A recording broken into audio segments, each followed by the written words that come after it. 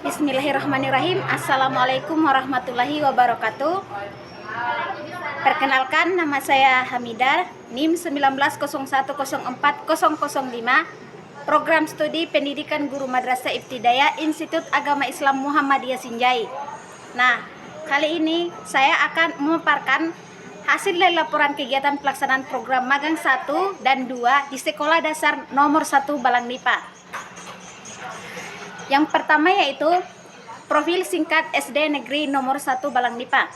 SD Negeri nomor 1 Balang Nipa merupakan salah satu sekolah di bawah naungan Kementerian Pendidikan yang berdiri tahun 1931.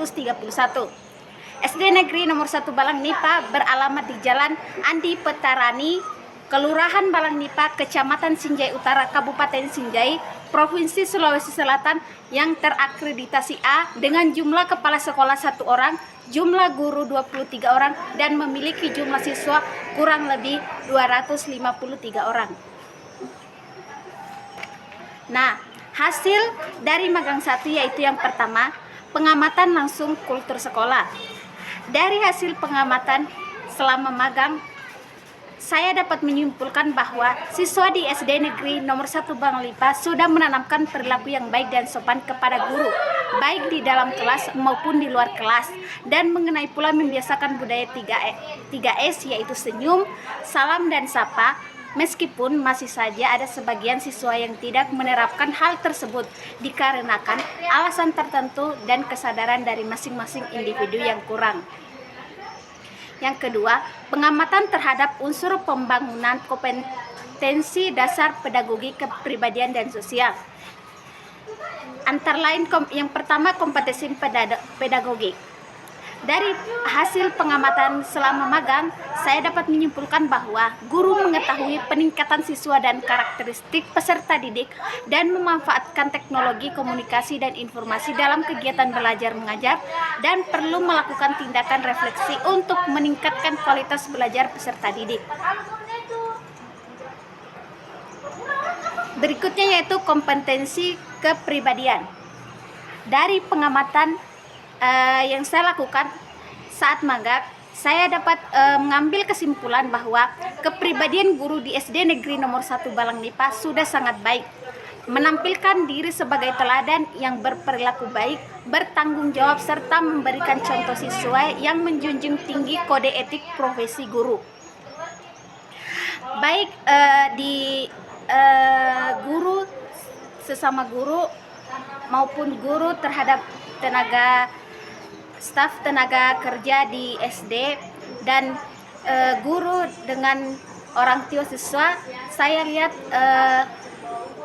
hubungannya sangat baik. Berikutnya itu kompetensi sosial. Dari hasil pengamatan yang saya lakukan di SD Negeri nomor 1 Balang Nipa, guru sudah mempunyai pengalaman dan terbuka kepada semua peserta didik dalam kegiatan belajar mengajar, dan guru mudah beradaptasi dengan lingkungan sekitar, dan komunikasi antar sesama guru terjalin sangat baik, baik itu orang tua, siswa, maupun staf tenaga pekerja lainnya.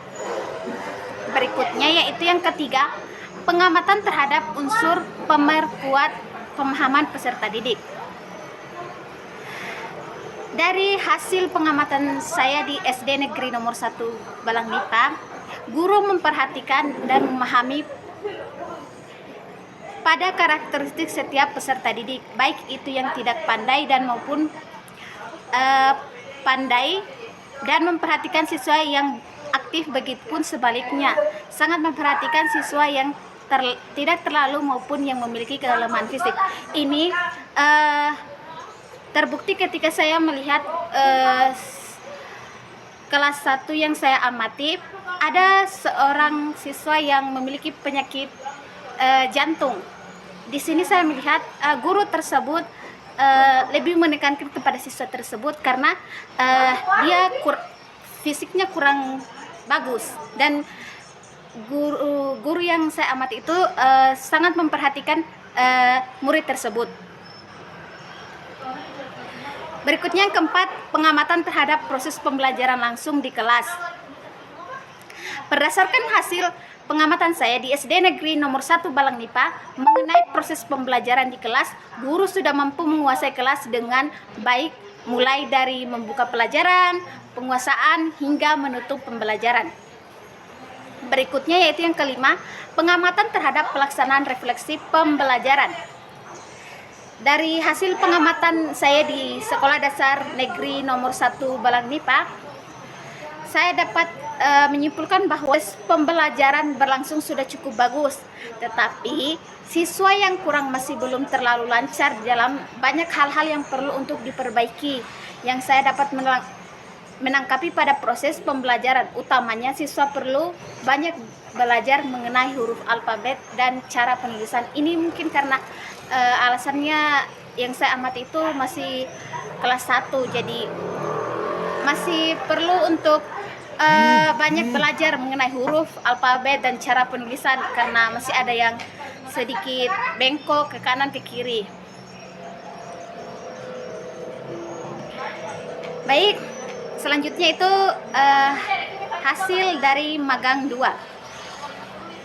Nah, di magang 2 ini ada beberapa yang saya amati. Yang pertama, penelahan terhadap kurikulum dan perangkat pembelajaran yang digunakan guru. Berdasarkan hasil pengamatan saya tentang kesesuaian silabus dengan SK dan KD, yaitu sudah sesuai. Nah, ini terbukti pada saat saya melihat RPP dan silabus pendidik, karena memang pada saat membuat RPP harus mengikut dengan silabus.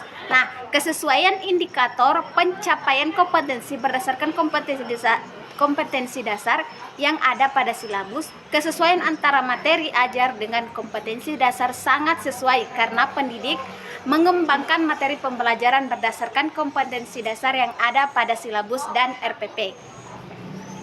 Yang kedua yaitu penelahan terhadap strategi pembelajaran. Dari hasil pengamatan saya di Sekolah Dasar Negeri nomor 1 Balang Nipa, penelahan strategi yang digunakan pendidik di sekolah dasar ini, pendidik menyesuaikan keadaan dalam proses belajar, di mana seorang pendidik melihat kondisi kelas dan materi yang akan disampaikan di dalam RPP.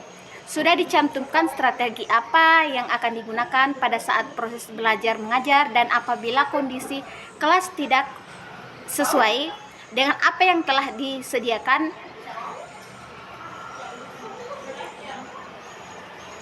dalam strategi pembelajaran, maka guru akan mengubah sedikit strategi yang digunakan sesuai dengan kondisi dalam proses belajar. Guru menggunakan metode yang sangat tepat, dan di mana metode yang digunakan sangat sesuai dengan materi yang diajarkan, karena dapat memudahkan dalam memahami materi yang disampaikan, dan dengan metode dan materi yang sangat berkesinambungan dapat meningkatkan semangat siswa dalam belajar, dan proses belajar mengajar pun berjalan sesuai dengan yang diharapkan dan dapat mencapai tujuan pembelajaran.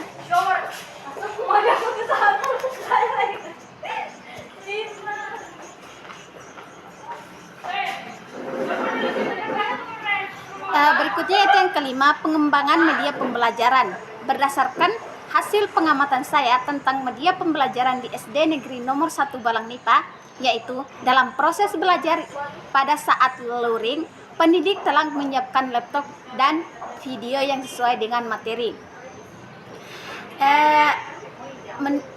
Menurut yang saya amati pada pamung saya, yaitu Ibu Haja Rusdiana Bintang, ketika luring,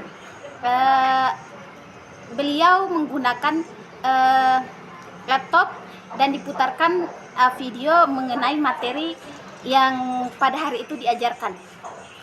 Berikutnya itu pengembangan bahan ajar.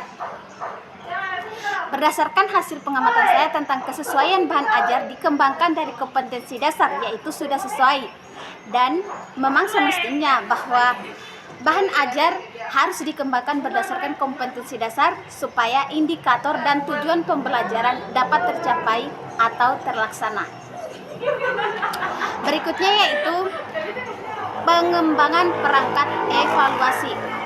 Berdasarkan hasil pengamatan tentang kesesuaian kisi-kisi dengan cakupan pokok bahasan di dalam kurikulum, yaitu sudah sesuai karena pendidik membuat kisi-kisi soal yang akan diberikan kepada peserta didik berdasarkan pada indikator dan kompetensi dasar yang telah diajarkan.